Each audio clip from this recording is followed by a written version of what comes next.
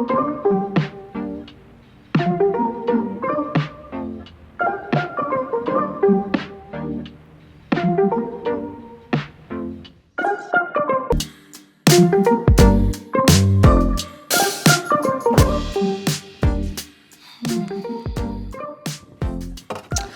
a problem. The problem is trying to eat high protein on some kind of moderate budget. It's tough during these inflation times. Every trip to the grocery store definitely pinches. It hurts. So through some trial and error, I figured out some recipes for breakfast, lunch, dinner, and a dessert of some kind that seem to help me hit my protein goals, but still make the groceries stretch and last a little longer. That way I'm not going to the grocery store as often.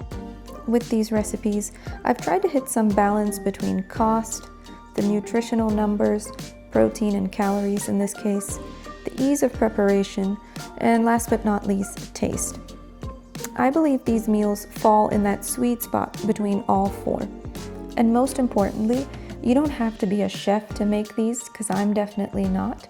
They're also easily packable and portable to take to work as a bonus. I'll also sprinkle in one or two of my money-saving hacks or tips while I show these recipes. We could all use some of these tips these days, so it might be helpful. So let's get started.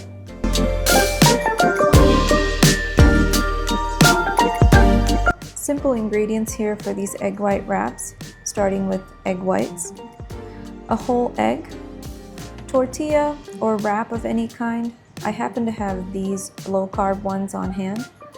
Spinach. Now while cooking, I'll explain why spinach is the best leafy green or vegetable to use for this. Cheese, salsa, which is not mandatory but might be nice as a condiment at the very end, and salt and pepper, of course, goes without saying.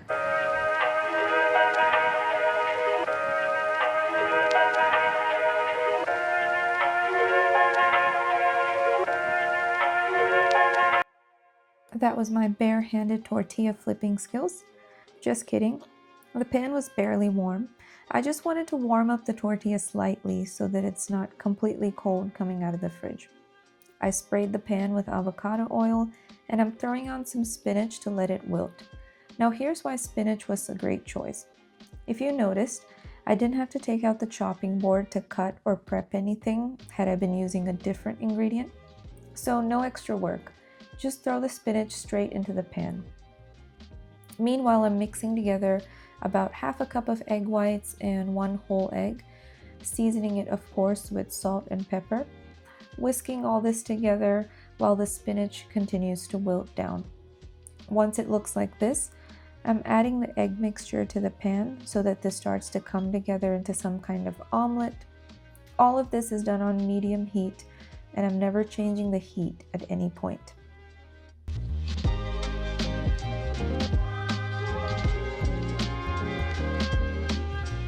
It's now time to add the cheese. All I had was sliced cheese on hand, so I'm roughly tearing that apart and adding it. I used 2 slices here. Now, would it have been more ideal to have shredded cheese? Yes, it would have also been more aesthetic. But that's the money-saving compromise, right? Just using what you have on hand. Besides, in this case, it's all gonna melt together and taste the same anyway. Here I'm testing the edges of the omelet, and if it lifts off easy while still holding together, it's time to throw the tortilla on top. Pressing down gently so that it sticks to the egg, the cheese will help this along. It's now time to flip, and this is my attempt at gracefully trying to flip this. That was decent. So it's cooked on this side, and I just want the tortilla to kind of lightly toast on the bottom, and this is pretty much ready.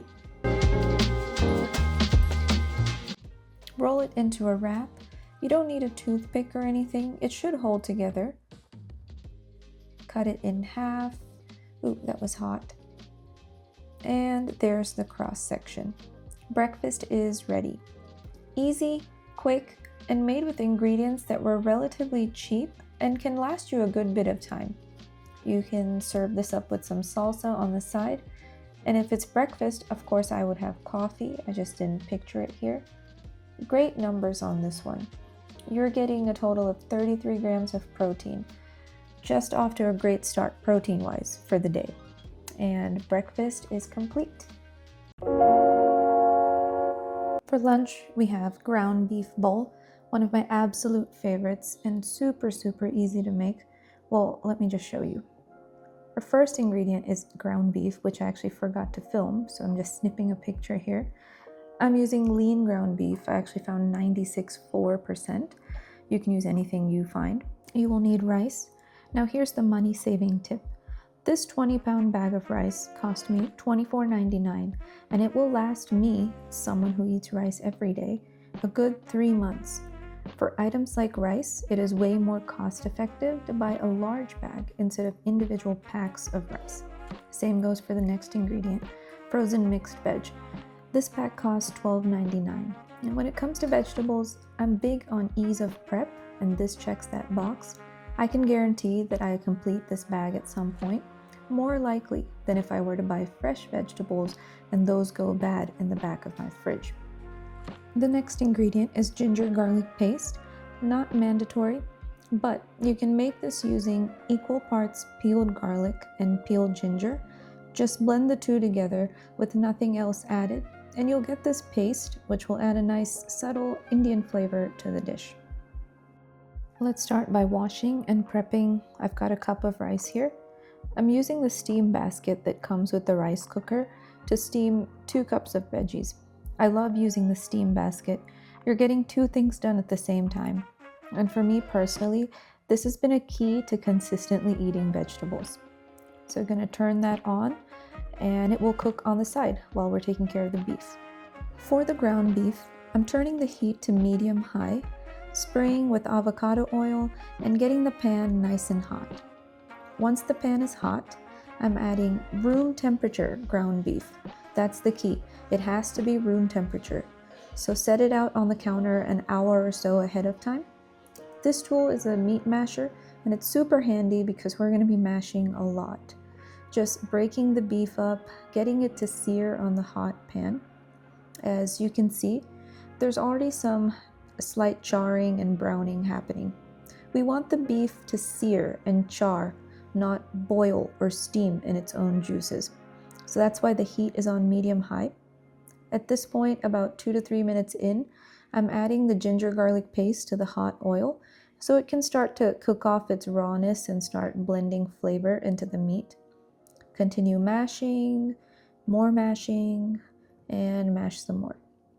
Every now and then, I'm making a well in the middle of the pan to see how much liquid is left to evaporate. And if it's that much, it's still not ready for seasoning, so continue cooking away.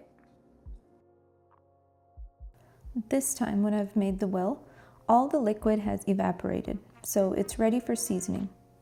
Starting with salt first, then a generous amount of black pepper. I'm not afraid of pepper, as you can tell. And then whatever seasoning you've got on hand can also be added. I had the spicy seasoning. It just helps to add flavor because the beef itself, being so lean, can end up dry or bland, so anything helps. Once all the seasonings are mixed in, I'm lowering the heat to low and covering the lid. For just a couple minutes, I want the steam to soften up the beef. Turn it off, and this is complete. The end result are small pieces of beef that are charred and seasoned on the outside, but still soft and cooked through on the inside. All this in just 20 minutes. It just so happens that the rice and veggies are also done. Time to perfection. Served together, you get this delicious and colorful bowl of rice, veggies, and ground beef. Did I mention how easy and quick this was? And did you notice how there was hardly any cutting or prep or cleaning afterwards? This bowl pairs great with hot sauce, or a personal favorite of mine, a dash of soy sauce and sesame oil, or any homemade condiment that you may have and enjoy. By rotating the condiments, I could literally eat this bowl every day. The numbers for this bowl are not shabby at all. I get 30 grams of protein based on a 4-ounce serving. Dinner is tuna on toast, but kind of fancy. I found this recipe on Pinterest actually, and it's been a regular for me. The star of the show is canned tuna, a super cheap source of protein, but this one can has 43 grams of protein, so it's small, but it packs a punch. I'll also use a secondary source of protein, which is cottage cheese. It also helps to make this creamy and not so dry.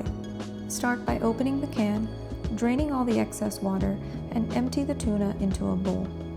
Add a dollop of mayo, just to get this nice and creamy. Season with salt, pepper, mix it around, and set it aside. Toast 2 pieces of bread slightly on the crispy side so they can hold the weight of everything on top. About half a cup of cottage cheese can be spread on both toasts. Earlier, I went a little light on the mayo because I knew the cottage cheese will bring the extra creaminess. So next, layer the tuna evenly on top. And even with the tuna piled high, you might have a little extra left on the side. That can just be had later by itself. The final topping is pickled onions. I love pickled onions, yes, because they're pretty and pink, but also because they add a little sweetness and texture to bring this whole thing together. I'm adding a touch of just pepper, and I think the toast should always be cut into triangles. Makes it easier to eat, I think. And dinner is ready, with no cooking involved. This little can of tuna and cottage cheese packs 60 grams of protein in 488 calories. Almost a little too much, if you ask me, in one meal. So you can play around with the amount of tuna and amount of cottage cheese. Too much protein? That's a good problem to have, if you ask me.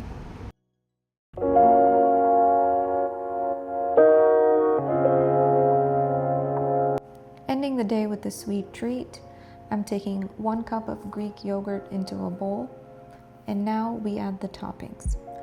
Half a cup of blueberries, washed and rinsed of course, chopped walnuts. I'm estimating about 1 tablespoon. I'm roughly crushing these in my hand so they're more bite-sized.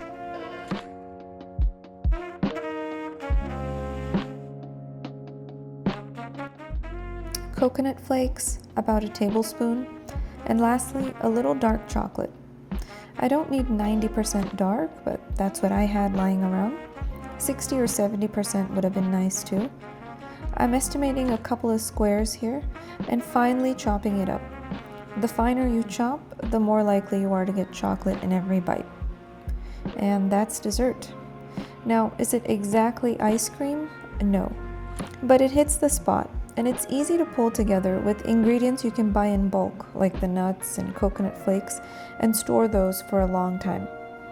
Between the creamy yogurt, sweet from the blueberries, crunch from the nuts, and chocolate, you've got a little bit of everything in this bowl, plus great numbers. There you have it, guys. 4 recipes, high protein, low budget. Hope this was helpful. Give this a like or subscribe if you enjoyed it.